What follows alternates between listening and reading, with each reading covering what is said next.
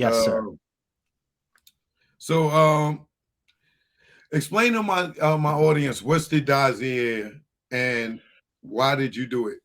Sure. So the reason why I did the dossier is really simple. Um, at the time when I started to write it, what I felt was that there was so many Big and Pac documentaries, there were so many books, there were so many articles, there's so many YouTube videos that I didn't have any interest in telling those stories because I just felt there was no new information. And I was hired by Fox to do a television show called Who Shot Big and Pac that Ice-T hosted with Soledad O'Brien. Mhm. And as a part of that show and as a producer, I was given many tools. I was given private investigators. I was given lawyers that I could use to find information. And I realized that there was one FBI agent who had never spoken. He had never really been mentioned outside of a few pieces of information I saw in documents. And I also knew that he was still at the FBI at the time that I was doing this show. And I never thought in a million years that Phil Carson, as a working FBI agent, would ever speak to me in a million years. And I had, through the lawyers and the private investigator, I had a number, I had an email address. I sent a blind email that literally said in the email, I know you probably won't respond to this. I know you probably won't speak to me, but I know you worked on this case. Here's my number. And I got a phone call. And if you listen to the podcast, in that very first phone call, and I'll say this now, I recorded that because I didn't think I would ever speak to Phil Carson ever again, right? So here I am, because I'm a little bit crazy, recording an FBI agent as he's calling me because I just wanted to get whatever he was going to say and have it in case I never spoke to him again. And what he said to me is basically, it's weird you contacted me because I'm a few months out from retiring, and man, do I have a story. And I knew at that point that there was a story there. I didn't know what it was, but I had an assumption, right, that this is the FBI. So when you talk about the FBI, you talk about money, you talk about time, you talk about the ability to basically do anything they want in an investigation, more so than the LAPD or anybody for that matter, right? And what I did is I set a meeting with Phil and I sat down with him, and the story that he started to tell me really shocked me, you know? And it shocked me for two reasons. One, this guy had never said a word to anybody. And secondarily to that, I also knew that this was something new and different. This was not, the same characters. This wasn't the same information Randall Sullivan had. This was not Greg Kading's narrative. This was something that was completely different.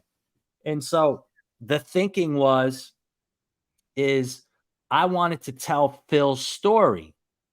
Now, in the course of telling Phil's story, I was brought all of this other stuff, you know. I was brought documents that no one else has. I was brought all of the documents from the civil trial where Miss Wallace sued the city of Los Angeles, and there's discovery material, right? Which is very important here. Now, mind you, these documents, no one has these documents. The city of Los Angeles has them, right? Miss Wallace and her attorneys have them, and I have them, okay? Because they're under federal seal, which means that I'm not supposed to have them, but I do. And I have them because Sergio Robledo, who worked for the Wallace family, gave me these documents. So now I have Phil Carson who's telling me A, B, C, and D. And now I have these documents that I'm starting to get from other sources, and I'm seeing a completely different story. And that's really what the dossier is. It's a story, an alternative history around the murder of Biggie based on Phil Carson and these documents that I will say no one else has. Can those documents ever be unsealed? So, as far as them being unsealed, I don't have that information, but I will tell you on October 23rd, when I release season 2 of the dossier, I will be releasing all of the documents I've ever collected on the Biggie Smalls investigation to the public and to other journalists for them to completely see all of the evidence that exists inside of the LAPD, to see all of the evidence that existed in Phil Carson's investigation, and to really see the complete picture and story of this massive cover up, right? And my hope is that other journalists or other people who are interested in this, or people like yourself who have these amazing platforms, can take these documents and start to do more work around this. And I think that's important because Real quick, always what's the date again? That it October 23rd, which is that Monday, I'm releasing episode 1 and 2 of the dossier season 2, and I'll be releasing on a website all of these documents that I've acquired over the last 5 years to the general public.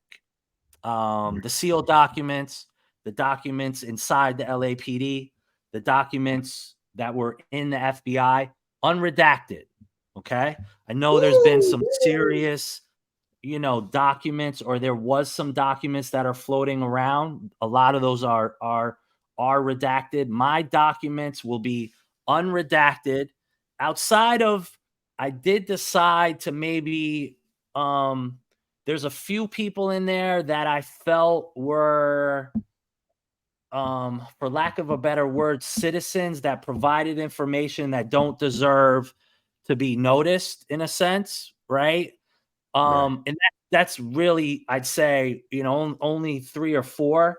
The rest will be unredacted. So you'll see names, you'll see who was talking, who wasn't talking. You'll see the evidence that was there. You'll see the narrative of Phil's case.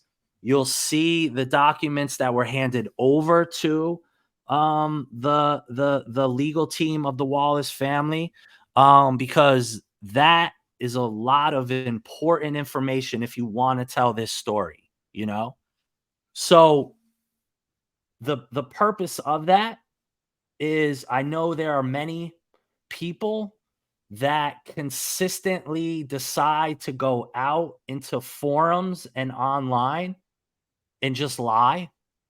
And I think the usual suspects. yeah. And Oh, we know Kaiser Soze over here. yeah. And so I just want people to see this, because I don't need to go on any platforms.